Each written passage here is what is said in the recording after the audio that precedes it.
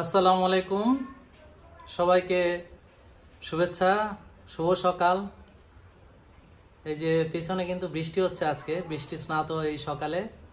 তো কথা বলবো ব্রেকফাস্ট নিয়ে। তো ব্রেকফাস্টের বাংলা কি আসলে? আসলে ধরেন আপনি যদি রোজা রাখেন তাহলে আপনি ব্রেকফাস্ট কখন করবেন?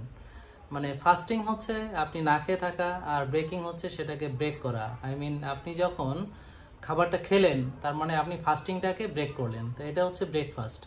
তো আমরা এটার বাংলাতে বলি হচ্ছে সকালের নাস্তা। তাহলে আপনি যে ইফতার করছেন এই নামাজের আগে, জাস্ট মাগরিবের নামাজের আজান দেওয়ার পরে, সূর্য অস্ত যাওয়ার পরে, তাহলে সেটাও তো আপনার একটা ব্রেকফাস্ট কিন্তু, হ্যাঁ। তো আমরা যারা ইন্টারমিডিয়েন্ট ফাস্টিং করি তারা ব্রেকফাস্ট করি হচ্ছে আপনার অনেক সময় দুটোর সময়। হ্যাঁ, তো এটা আসলে অ্যাকচুয়ালি যে সকালের নাস্তা বিষয়টা যদি আমরা এভাবে না ভাবি, এটাকে যদি শুধু ব্রেকফাস্ট হিসেবে ভাবি, তাহলে